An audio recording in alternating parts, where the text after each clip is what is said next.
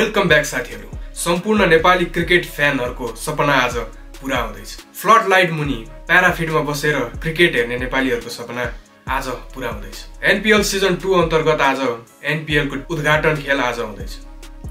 साबिक विजेता जनकपुर बोल्ट्स र घरेलु टोली काठमाडौँ गोर्खा बीच ट्युब ग्राउन्डमा आज 4 बजे उद्घाटन खेल हुँदैछ। यो खेलसँगै सिजन 2 को खेलहरु सुरु हुनेछ।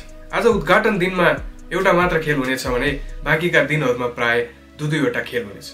आज काठमाडौँ गोर्खाज भर्सेस जनकपुरले फ्लड लाइट मुनि आफ्नो खेल खेल्नेछ। तपाईहरुलाई यो दुईटा टोली मध्ये कुन चाहिँ टोली चाहिँ बलियो छ जस्तो लाग्छ, कुन चाहिँ टोली चाहिँ ब्यालेन्समा चलेको छ जस्तो लाग्छ? जनकपुर अनिल शाहको क्याप्टेन्सीमा छ भनेदेखि काठमाडौँ गोर्खाज करण केसीको क्याप्टेन्सीमा आज मैदानमा उत्रिनेछ। काठमाडौँ गोर्खालाई अहिले मन्टी देसाईले प्रशिक्षण दिइरहेका छन्, जो पहिला नेपाली क्रिकेट नेशनल टिमको हेड कोच पनि रहिसकेका छन्। त्यसैगरी जनकपुर बोल्ट्सले भनेदेखि शिवनारायणलाई आफ्नो हेड कोचको रूपमा ल्याएको छ। अनिल कुमार शाह कि करण केसी कसले मार्ला एनपीएल सिजन 2 को पहिलो खेलको बाजी?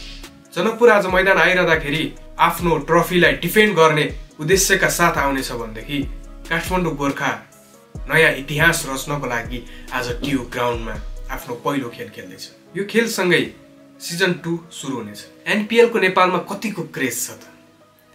ओपनिङ डे को म्याचको टिकट ओपन गरेको 22 आवरमा सोल्ड आउट भइसकेको छ। जसले टिकट लिनु भयो उहाँहरुले त ट्युब ग्राउन्डमा गएर खेल हेर्नु नै हुन्छ, तर टिकट नलिनेहरुले, टिकट नपाउनेहरुले चाहिँ गेम कसरी हेर्ने तपाईलाई लागेको छ भनेदेखि चिन्ता लिने कुरा नै छैन।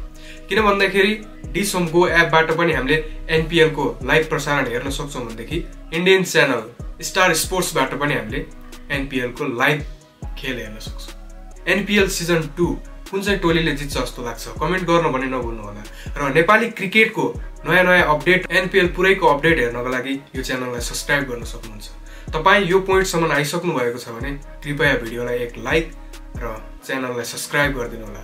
तपाईको एक सब्स्क्राइब र लाइकले मलाई नयाँ जोश र ऊर्जा थपिदिनेछ।